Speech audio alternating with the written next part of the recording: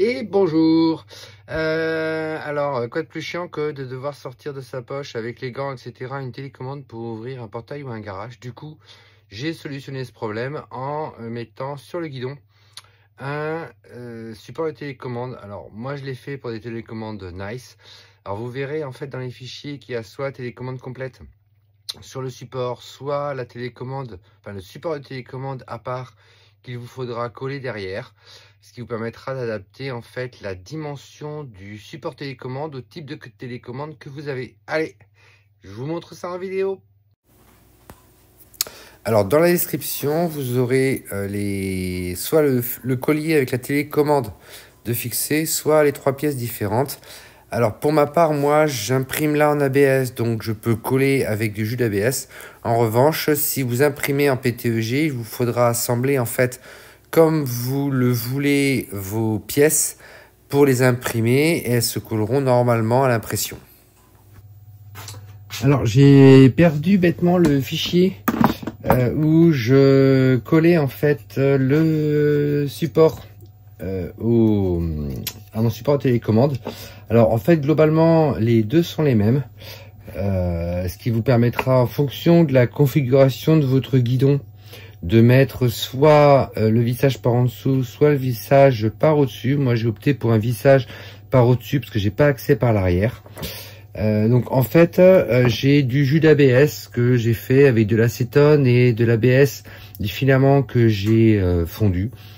Et il suffit en fait de tartiner la partie en fait sur laquelle vous allez coller le support de télécommande et le support de télécommande, et ensuite j'ai simplement mis de telle face dessus en le posant simplement de telle façon que le trou de vissage pour la vis soit accessible, parce que sinon c'est pas faisable. Et donc l'autre partie c'est pour un écrou hexagonal. Donc l'avantage c'est qu'en fait ça vient se bloquer directement dedans. Bon, faut forcer un petit peu, mais le but de la manœuvre c'est qu'il tombe pas au moment du vissage. Voilà, mais du coup ça vous permet d'avoir un vissage facilité. Donc pour le montage, c'est simple, hein, et là je viens de shooter dans mon trépied. C'est vis inox. Donc pour la partie en fait fixe, une vis inox simplex, un écrou frein pour que ça se divise pas. Alors il n'y a pas besoin de serrer fort, hein. L'idée c'est d'avoir juste en fait une liaison qui ne bouge, qui ne, comment dire, qui tienne. Donc le petit vissage qui va bien.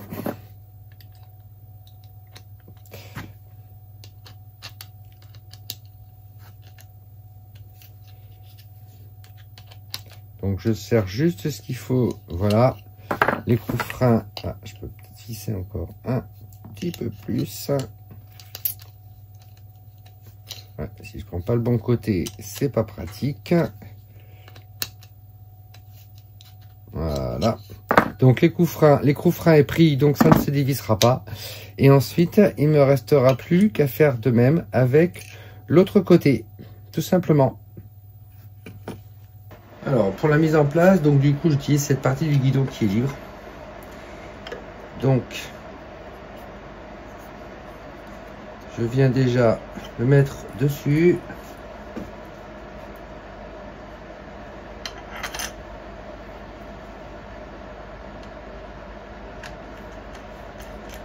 Ensuite, il n'y a plus qu'à visser. Alors l'idée c'est de mettre pour un perso le plus droit possible. Le tout c'est que je puisse visser.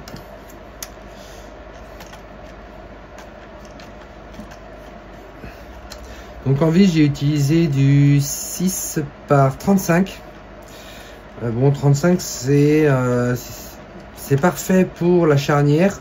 Après si vous avez du 6 par 30, ça passera pour la fixation basse. Ce sera juste un tout petit peu plus chiant à mettre en place, mais ça passera très bien. Et bon, pas la peine de serrer comme un bourrin, hein, sinon vous risquez de tout péter. Le tout, c'est que ça ne bouge pas. De toute façon, l'écrou frein fera le reste. Et après, du coup, voilà. Bon, moi, c'est dimensionné pour une télécommande Nice. Maintenant, si vous en avez une autre, le plus simple, c'est de prendre en fait la partie avec les colliers de guidon, la partie ensuite pour le support de télécommande. Vous l'ajustez en l'agrandissant ou en la rétrécissant pour votre taille de télécommande.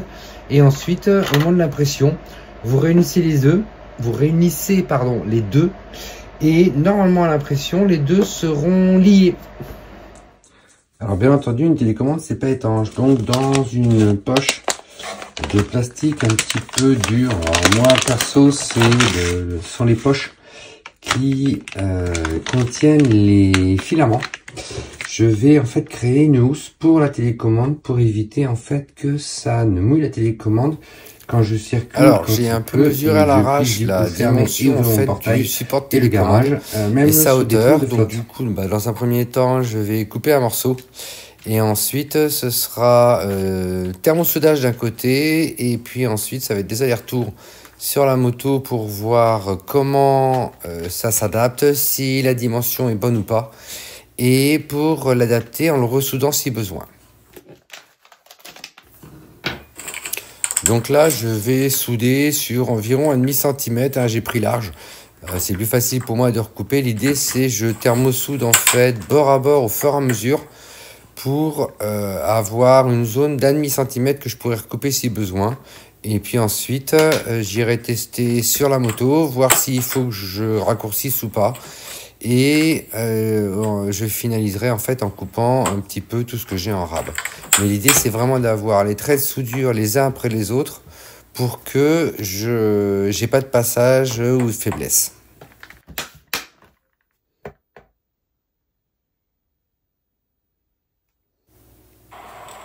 Donc là j'ai la bonne dimension. Maintenant il va falloir en fait que j'encoche l'arrière pour que ça passe au niveau du support. Donc je force un peu là en l'enfonçant, histoire que ça marque.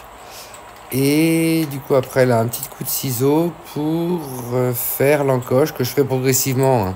L'idée ça va être de réessayer progressivement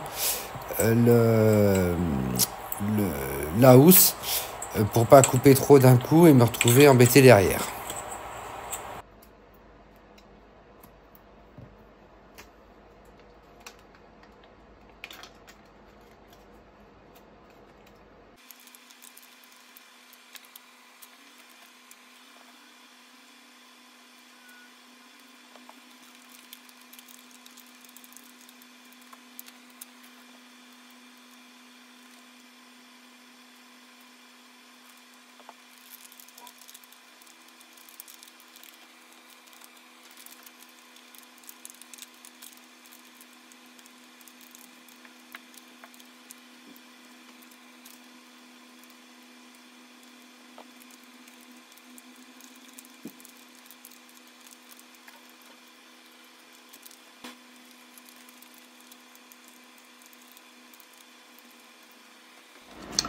Donc là l'avantage c'est que la télécommande en fait est abritée et j'ai un accès sans problème à tous les boutons, ça fonctionne très bien, il n'y a pas de souci à ce niveau là. Et du coup je peux circuler avec sans que la télécommande prenne l'eau même quand il tombe des trompes de flotte, ce qui m'est arrivé avec la précédente moto. Ça ne pose aucun souci, la télécommande sera du coup à l'abri de la flotte. Alors ces emballages sont assez rigides, il y aura des plis de partout. Du coup, comme je suis en train de chauffer le garage pour pas me les cailler, j'utilise en fait le radiateur pour chauffer légèrement l'emballage, ce qui va me permettre en fait d'avoir un emballage qui s'assouplit un petit peu et ça va me permettre de gommer un peu tous les plis, etc. Bon, vous pouvez faire ça aussi avec un sèche-cheveux hein, sans aucun problème. Perso, j'avoue que j'ai ça de dispo, donc j'utilise vu que ça tourne. Mais le sèche-cheveux fera l'affaire et du coup là voilà, il s'est assoupli. Donc du coup les plis globalement vont disparaître et il va se mettre un peu en forme une fois qu'il aura refroidi.